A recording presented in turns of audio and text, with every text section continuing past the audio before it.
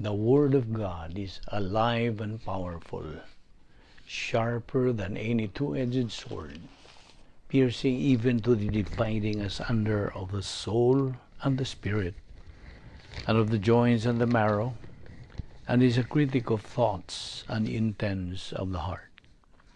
All Scripture is God-breathed and is profitable for doctrine, for reproof, for correction, for instruction in righteousness, that the man of God might be mature, thoroughly furnished unto all good works.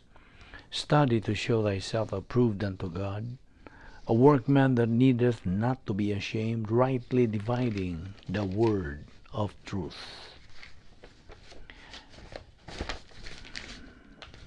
Always give yourselves fully to the work of the Lord, because you know that your labor in the Lord is not in vain. As we labor in the Lord faithfully, we wait patiently on the Lord, who makes things grow.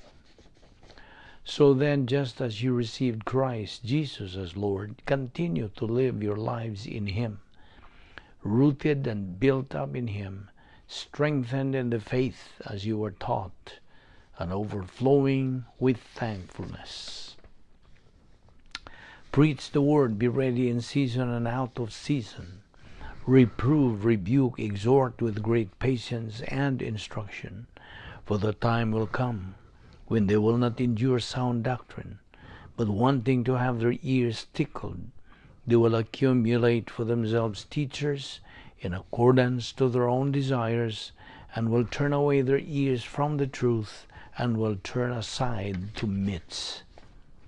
For I am not ashamed of the gospel of Christ, for it is the power of God unto salvation to every one that believeth, to the Jew first, and also to the Greek. For therein is the righteousness of God revealed from faith to faith, as it is written, the just shall live by faith. Now, sa dili pa kita magasugod sa atong pagpadayon, pagtuon sa pulong sa Dios nining adlaw, unas tanan mag-andam kita sa itong kaugalingon. Kung ikaw sa ka magtutuo ni Kristo, manduan ka sa paglimpyo sa imong kalag nga tingali na ay mga sala diha nga pahipi, sala ba sa unahuna, sala ba sa dila, sala ba sa buhat, kini mahimong babag. This becomes a barrier to the study of the Word of God.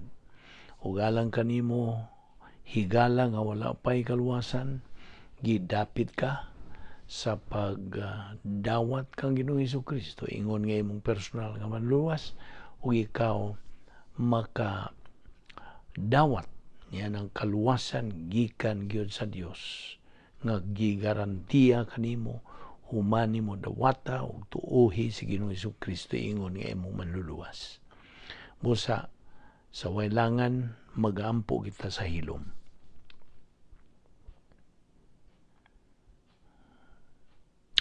Let us pray. Amahan na mga Diyos, nagpasalamat kami kanimo sa mga kausapang nga imo kaming idalani ining napita sa among pagpadayon sa pagtuon sa imong pulong. Pinagi ni ining Bible study through the YouTube ubo sa Balbido Evangelistic Ministry, o kami nagaampo Diyos nga imong tangtangon ang mga babag sa among nauna, aron kami makapunting lamang sa among pagtagad sa imong igatudlo kanamo ni ining adlaw. Pinagis pagahom sa Espiritu Santo kanamo, kining tanan among gipasalamatan sa ngalan ni Ginoong Hesukristo. Amen. Mayong adlaw kaninyong tanan, aniyan usab kita nagakayusan ini atong pagtuon sa pulong sa Dios, atong pasalamatan ng Dios sa iyang hatag paglugway ni atong kinabuhi, pabuhi pagkita hangtod ning higayunan, gumikan kay siya na pay plano sa tagsa-tagsa nato ka kinabuhi. We are still alive and kicking. It's all because of God's grace, God's courtesy, God's love, God's mercy.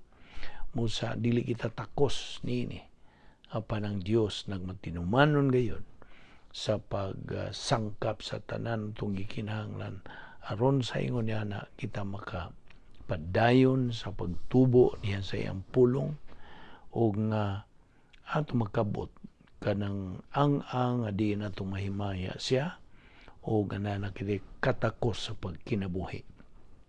Busa,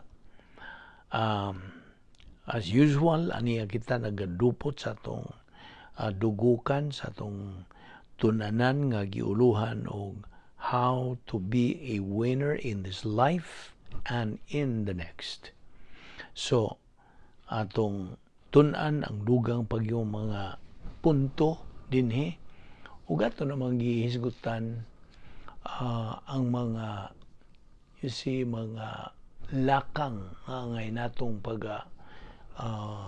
sundon aron sa ingon niya na makakabot kayo kita sa atong tumong ingon nga mga magtotoo aron kita mahimong mga mananaog.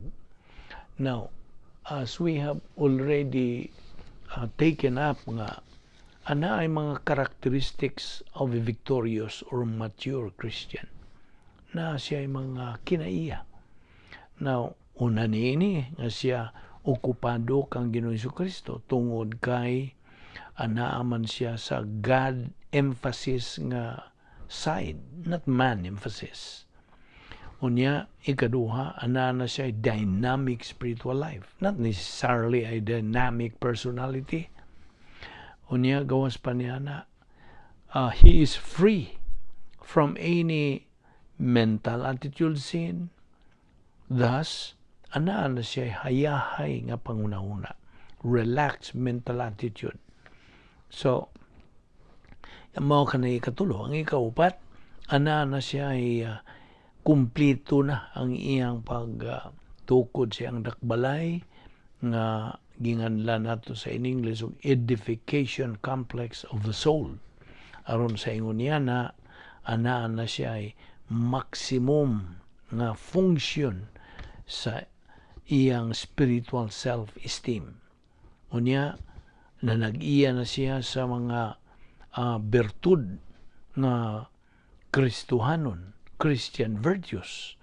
Tungod kana, resulta kana sa metabolized doctrine nga anaan na siya sa iyang kalag, ingon pananglit sa pagkamapaubsanon, kanang kaisog, ability to think under pressure. Ana siya ay integrity, meaning kasaligan siya, can be trusted. Gawas pa niya na, ana siya sa nasa bertud nga pagka honest o pagka well, that's part of the virtues that we are talking about. He has honesty, ana siya generosity, ano yung pagkamanghihatagon, ana siya flexibility, baog siya sa mga butang angay niyang baogon, flexible, and then he has the virtue of understanding, masinabtanon, and then kindness, ang iyang pagka-maaghop, pagka-maihon, and then na siya discernment, meaning ability to distinguish false from truth. Gawas pa niya na siya tenderness, meekness, kaaghop. O niya na siya katakos sa pagsulbad sa iyang kaugalingong mga suliran. Ginamit manggod niya ang 10 problem-solving devices nga giandam sa Dios kaniya without running to anybody and ask for counsel. Kay di na kinahanglan, kaya na naman ning tuhop naman diha sa iyang kalag ang God's 10 problem-solving devices. As a review, una niini unsa? Rebound. Mao gyud na ang una aron gyud malimpyuhan ka sa imong mga sala bang gibuhat. You see, rebound. Ikumpisal, sugid. Sunod, human nimo pagsugid, ikaw punan sa Espiritu Santo. You will be filled with the Holy Spirit. And then, human ka mapuni sa Espiritu Santo, you have the fellowship na kay pagkangabitay sa Dios. Gawas pa niya na, ana kay grace orientation. You see, nahiluna ka na sa grasya. Ang sunod niya na, you have doctrinal orientation, nahiluna ka na sa doktrina. Gawas pa niya na, ana na kay personal nga gugma nga to sa Diyos nga Amahan. Sunod, maong imong impersonal nga gugma nga to sa tanang tao. Unya, ana ka na'y sulod nun nga kalipay, inner happiness. O musunod niya na maong personal sense of destiny, o ang ika na po maong imong pagkaokupado na kang Ginoong Jesucristo. You are occupied with the Lord Jesus Christ. O gawas pa niya na nakikatako sa pagkinabuhi. You can handle any kind of situation in life. You see? Be it in prosperity or in adversity. Unya, ana ka na'y katakos nga magmalipayon ka. Katakos, capacity for happiness. You have capacity for blessings. Na kay katakos sa pagdawat sa mga panalangin. Therefore, ikaw nagaunsa himaya na sa Dios. O ikaw nahimo ng mananaog. You are now a winner in this life. Unya, gawas pa niya na napag-yun siya mga characteristics diha sa iyang spiritual self-esteem. Na siya spiritual self-esteem. Unsa may buto sa self-esteem? Ang imong self-worth. Ang imong paghatag nagbili diha sa imong pagka-ikaw. You see? That is spiritual self-esteem. So, na nag-iya ka na o na ay kalinaw diha sa imong kalag. Tranquility of your soul. Gawas pa niya na nakay stability diha sa imong panghunahuna. Kaya og na nakay stability kalig-on di sa imong hunahuna, na nakay unsa? Kaisog. You have courage. That is Christian courage. And then, gawas pa niya na, no nakay composure, marked by self-assurance. Na kay pagkasiguro sa imong kaugalingon. Gawas pa niya na, you are na oriented to grace in life. Grace-oriented to life. Mao na imong usa sa imong mga characteristics. And then you are doctrinally oriented to reality. See? Now, makahimo ka na sa pag make good and right decisions from a position of strength nga mao ang divine dynasty. And then you have personal control sa imong kaugalingong kinabuhi, pinagi sa imong pagpuyo, sa imong pagbuhat, o sa imong pagsibog sa unahan inside sud sa divine dynasty, while you are fulfilling the protocol plan of God sa imong kinabuhi. Gawas pa niya na kay personal sense of destiny. You are now self-confident, gumikan sa metabolized doctrine nga na diha naga tuyok-tuyok na diha sa imong unsa, imong panimuot, your stream of consciousness. And then you have poise, you have self-command. Now, by the way, mangutan na raw kuusob nimo. How can a believer become useless to God? Kanunay na ko ning ipangutanan nimo aron di na nimo makalimtan. So, how can a believer become useless to God? Unsaon man pagka way po sa usa ka magtutuo. Magtutuo siya, Kristohanon, muadto sa langit ini kamatay niya. Apan kanus aman siya mahimong way pos ingon nga Kristohanon. The answer? I know some of you can answer that. Ang tubag, by being negative to Bible doctrine. Sa diha nga ikaw magausab na diha sa imong attitude, imong pagtagad sa pulong sa Dios, wala kay gana, wala kay gugma, wala kay kadasig, wala kay tinguha, wala kay unsa, panahon muna. Mudayon kay ugawa ko'y panahon na. Then, you become useless to God. Di mo naman kayo magamit sa imong pagka-Kristohanon. You see? Mao na ang punto nga itong gidani mo. Kaya mao niya nga itong tumong. Common goal is to reach capacity for life, which is tantamount to what? To become a winner in life. Mao na. Once nga magkakabot ka sa ikatulong level of spiritual growth, which is spiritual maturity, you have capacity for life, you have capacity for blessings, for happiness. In general, you have capacity for life, then you are a winner. Mananaog ka na ingon nga Kristohan.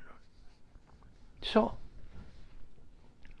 by the way, ang ultimate goal sa tanan nga Bible study nga sama nini nga atong gibuhat. Kini nga atong Bible study, by the way, is adlaw-adlaw na on a daily basis. Okay? O makita nako nga naghanang nagasunod nining atong Bible study through the YouTube. Ubos ning maong ministry. Busa nagpasalamat ta sa Dios nga naay misanong o makita nato nga nagasunod yun sila adlaw-adlaw o diha mahimaya ang Dios kay kana pagtuman man kana sa Great Commission nga atong tahas nga tulumanon. So akong balikon nga the ultimate goal sa tanan nga mga Bible study mao ang application, not interpretation. Kaya ang mando sa Diyos mao kini. Be ye doers of the word, not only hearers. Asa man na nimo mabasa sa Biblia. Abrehe diya sa Santiago 1:22. James chapter 1 verse 22. Be ye doers of my word, not only hearers. Di man katong Operation SLA. Nomdom ka sa Operation SLA. Study, learn, apply. Mo kana ang kabot mo kana ang lakang aron ka makakabot ni anang mando sa Dios. Doers of the word, not only hearers. Studying and learning the word of God is one thing. Believing and applying the word of God is another thing. Di man nina. Okay? Kaya abi nimo, kung ang usa ka magtotoo, maminaw lang siya kutob, only hears the word of God and not a doer of it. Ang tendency niya, kalagmitan niya, mao nga siya mahimong arrogante, mahimong self-righteous, matarong sa kaugalingon, o legalistic. Maura ba na kanang kalagmitan nga kahugan niya. Not only doers, but only hearers lagi. While kung ang usa ka magtutuo is a doer of the word, unsay kalagmitan niya. Kalagmitan, he will tend to be a humble, grace-oriented, and spiritual person. So pili. Choose. Again, it's a matter of choice. Now, you have to consider this one thing. Nga, kung bahin na sa balaang kasulatan, in Scripture, God emphasizes the essential virtue of humility as delineated in the principle, the way up is the way down. Prinsipyo man na. So, this is expounded or amplified in the second part of James chapter 5 verse 5. Unsa may gisulti diha. Og nagyapon po na gani sa Santiago 4:6. Ang gisulti sa in English, for God resisteth the proud and giveth grace to the humble. You see?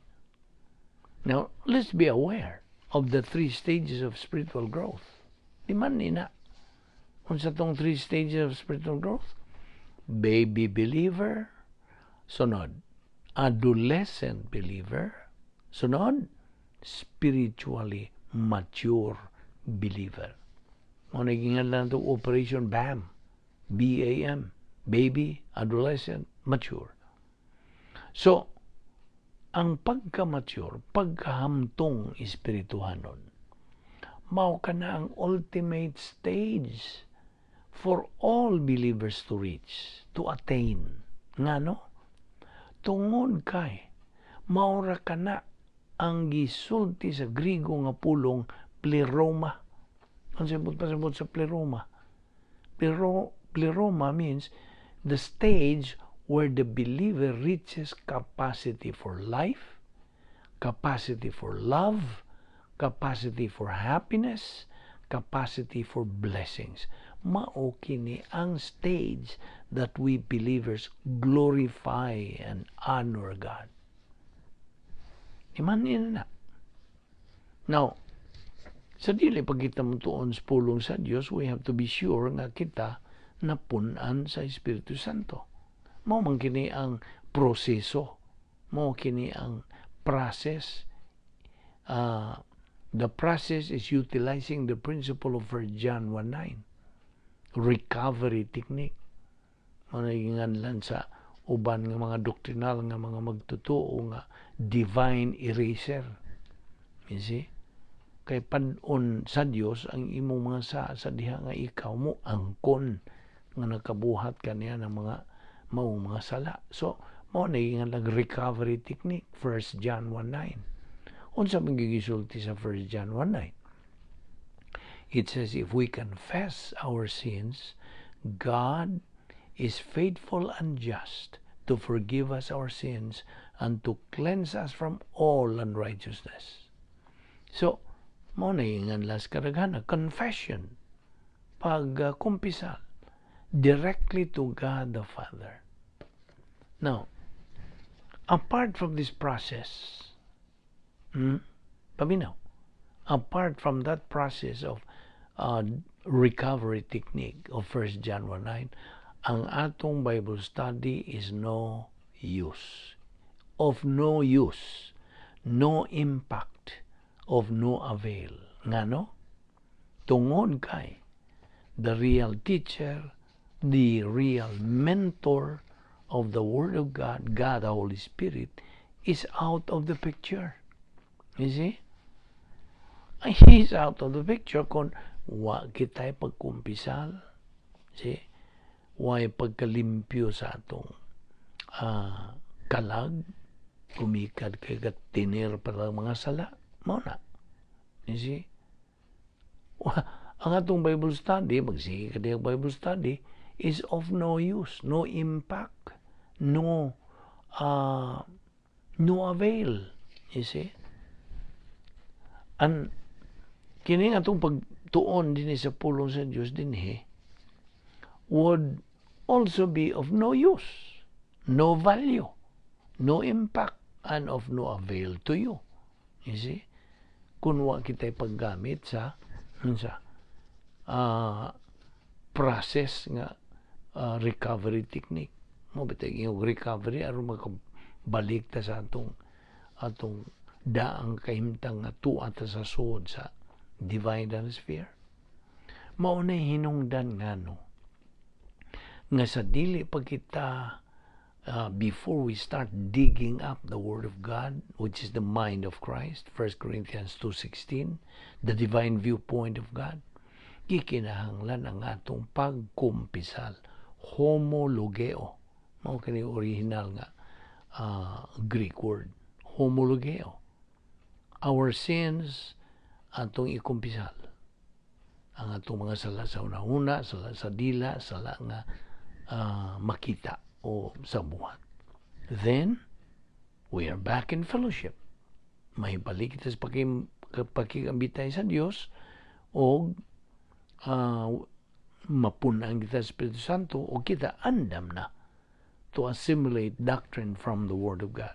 So we have to move on to function in our spiritual life.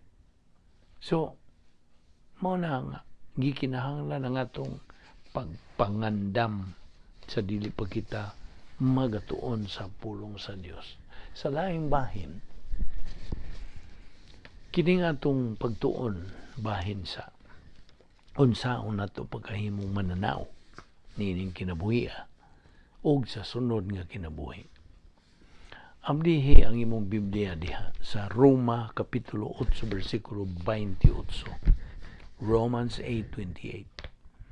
Kung basahon kini ang corrected translation from the original Greek. Okay, corrected na ni. It says in English, "Now we know, in fact, that to those who love God, He, God, causes all things to work together for good for those who are called on the basis of a predetermined plan."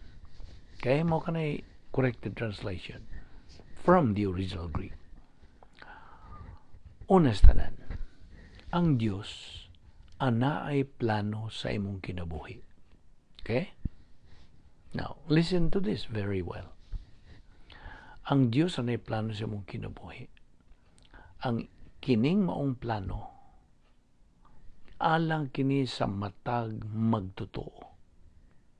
This is for every believer. Ang Dios nagasangkap pinaagi sa iyang grasya sa tanan nga atong gikinahanglan aron sa ingon niya na kita makaunsa makabuhat o makatuman ni ining maong plano. Sanglit ang Dios hingpit man ang iyang plano sa imong kinabuhi, hingpit pod. Hinuon alang kanimo who are not perfect, kitang tanan dili man perfect, ang Dios nagasangkap kanimo even more, dugang pa. Ang Dios nagasangkap kanatong mga magtutuo, bisan kita nagasigi kipakyas. He provides us, who always fail, who always give up, musurrender kita. We who are weak, nga mga maluyahon, ang Dios nagasangkap kanato dugang pagyudon, even more, just so kita makakabot gyud na ng atong tumong sa pagtuman sa plano nga iyang gihatag kanato. The plan He has given kanato both in our living and in our dying after we got saved. Okay? Busa, tungon niya na, because of what Romans 8:28 has said. In Romans 8:31, nagaingon, "What then shall we say in response to this? If God is for us, who can be against us?" Now, ang katapusang bahin or conclusion regarding this, makita nimo diha sa bersikulo 32 nga nagaingon, "He who did not spare His own Son, but gave Him up for us all, how will He not also along with Him graciously give us all things?" Now, kining maong mga pulong diha sa bersikulo 32, nagapadayag kini ngari kanato nga ang Dios nga Amahan judged all the sins of mankind. Siyang mihukom, past, present, and future, pinaagi sa unsa substitutionary death ni Ginoong Jesucristo dito sa krus. Og tungod niya na, we can vividly see, klaro gyud ug tataw na itong makita, nga dili isyu ang mga sala. That is, bahin sa kaluwasan, dili isyu ang mga sala. It is Christ. Okay? Di man inaning prinsipyo ha? The issue in salvation is not sin. It is Christ. Si Ginoong Jesucristo, mao ang isyu sa kaluwasan. He took all the sins of the entire human race upon His body on the cross. Now, siya ang mipuli ka nato. He became poor so we may become rich. Nasa 2 Korinto 8:9. Klaro kayo. Na angay na itong labason sa itong panunduman. Ang unsa, ang bahin niining kaluwasan. No, timan na to nga sige, well, okay, hisgot una kita sugod ta sa balaang Trinidad. Do you believe in the Blessed Trinity or the Holy Trinity? Unsa pila man kasakop sa balaang Trinidad? 3. Diyos nga Amahan, God the Father, Diyos nga Anak, God the Son, ug Diyos Espiritu Santo, God the Holy Spirit. Usa ra ka Diyos, okay? 3 persons in one God. Ayaw ingna nga tulo ka Diyos, usa ra. Ug kini sila ang ilang mga persona, they are co-equal, co-infinite, co-eternal. Managsamar sila nga dayo na, okay, co-infinite. Okay. Ang ikaduhang sakop sa balaang Trinidad nga si Ginoong Jesucristo, God the Son, nagpakatao. And the Word was made flesh. Nagpakatao siya o didto miturok sa tagwangka ni Maria, kay mo may gipili sa Diyos si Maria, o nga mahimong inahan sa pagkatao ni Ginoong Jesucristo. Nawa ta maghisgot og inahan sa Dios, ha? Kaya that is bikil na sa doktrina. Si Maria dili inahan sa Dios, inahan siya sa pagkatao ni Ginoong Jesucristo. Okay? Pagkatao sa Dios. Okay. So natao siya sa through virgin birth. Okay? Tao dito siya sa pasungan, o 30 years later miadto na siya paingon sa cross aron motuman sa iyang misyon sa paglukat sa tanan nato mga sala. So ang tanan nga mga sala nato dito gibo gihansak dito sa cross nga diin dito nagabitay gilansang si Ginoong Jesucristo. Now, ana ay tulo ka I want you to see this, that there are 3 qualifications for a person to become a savior, to become a redeemer. Okay? Ang una nini, kinahanglan wa siya ay original nga sala ni Adan. Si Ginoong Jesucristo qualified that. Ikaduha, nga siya walay kaugalingong kinaiyang magasasala. I mean, wala siya kinaiyang magasasala. He has no old sin nature. Kalifikados Ginoong Jesucristo niya na. Ang ikatulo, wa siya makabuhat og bisag gamay nga personal nga sala. Kwalifikado si Ginoong Jesucristo niya. Ang panapagyoy kaupat nga kinahanglan kanang tawhana manag-iya o nanag-iya og hingpit nga pagkamatarong, perfect righteousness. So kining upat, no Adam's original sin, no old sin nature, no personal sin, must have perfect righteousness. This made our Lord Jesus Christ qualified to be the Savior. Kasabot ka? Pangutan na ang uban nga mo-declare sila nga sila Dios sa ilang relihiyon. Pangutan na sila. Wa ba kay Adam's original sin? Wa ba kay old sin nature? Wa ba ka makabuhat og sala bisag gamay? O nanag-iya ka bag hingpit nga pagkamatarong perfect righteousness? Kaya wa sila, dili sila kwalifikado niya.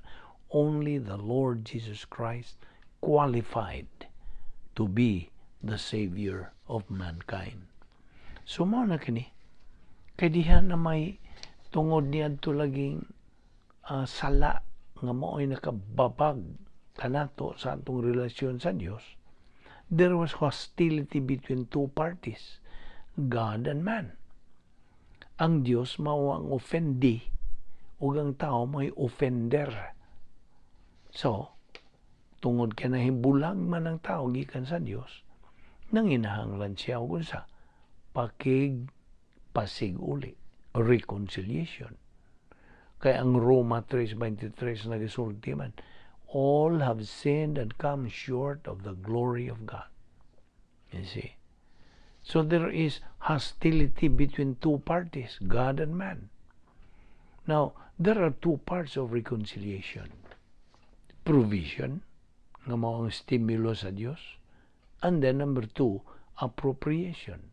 Nga ikaw mo gamit sa imong unsa, kaugalingong kabubuton, mudawat ka ba? O musalikway ka ba? Kay kagawasan. You see? But with that, freedom goes responsibility. Ikaw ra pod ang manubag sa imong himuon nga desisyon. Kasabot ka? Okay. So si Ginoong Jesucristo, mao'y puli kanato didto sa cross. Inay kita ilansang didto, si Ginoong Jesucristo mao'y mipuli. Og He became poor so we may become rich.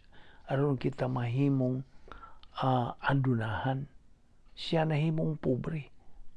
Now, kini, klaro kayong nag-emphasize that we are only saved simply by believing that He died for us. You see? Faith alone in Christ alone. Pagtuo lamang kang Kristo lamang. And why by faith alone? Nga naman.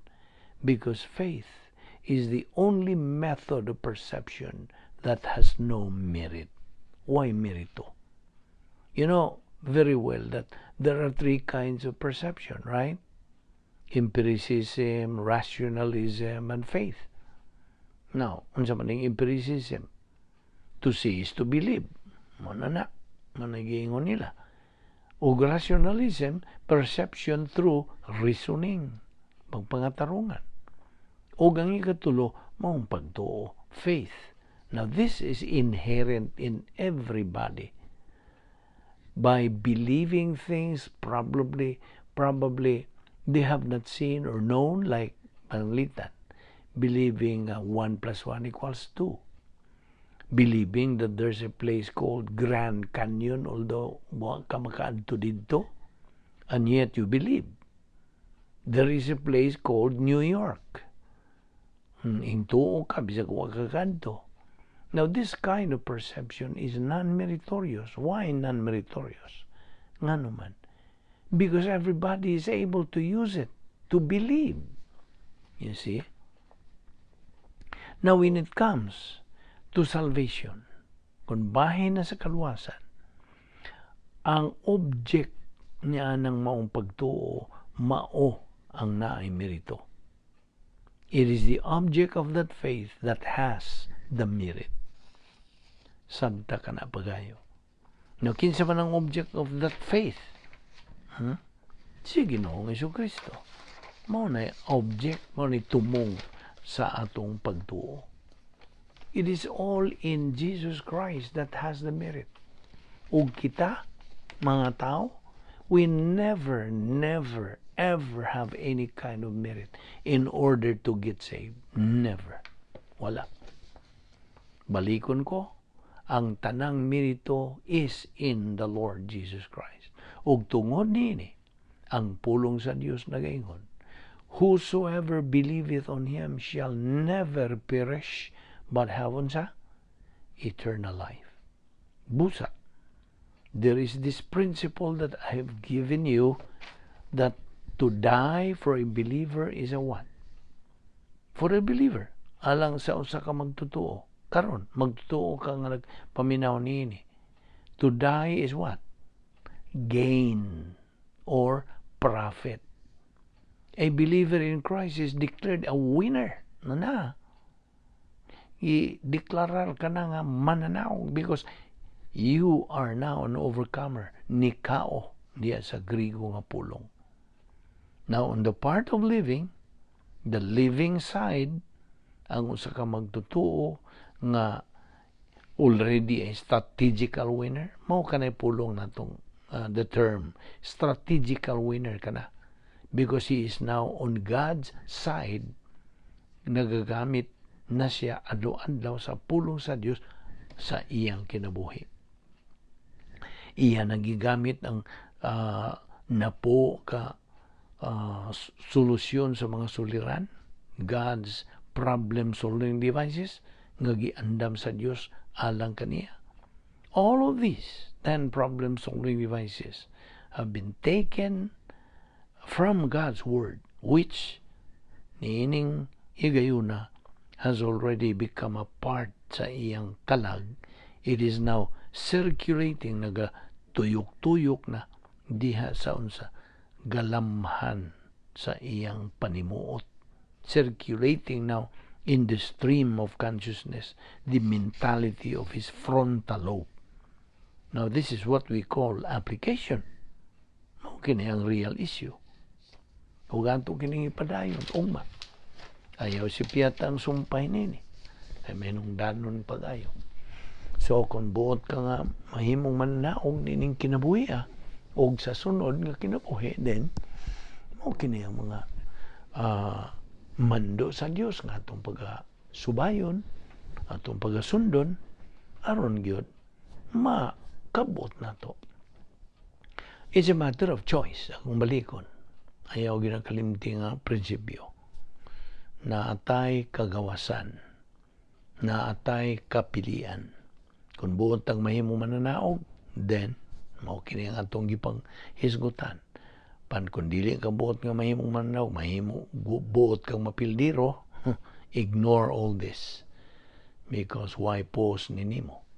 Gawas kung you change your attitude towards Bible doctrine, kung ikaw you pick up all the pieces o imong straighten out ang imong kinabuhi, now padayon kay kining tanan gisangkap man sa Dios alang sa atong kaayuhan.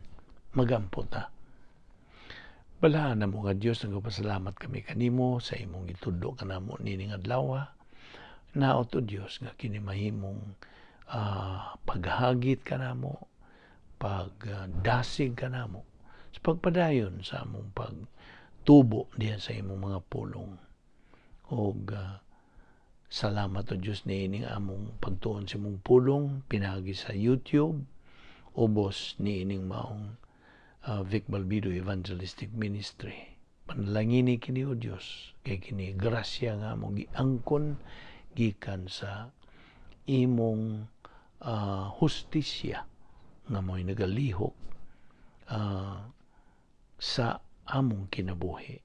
Salamat ning tanan o Diyos, dada kami pagbalik aron kami makapadayon kinta na mong ipasalamatan sa ngalan ng Ginoong Hesukristo. Amen.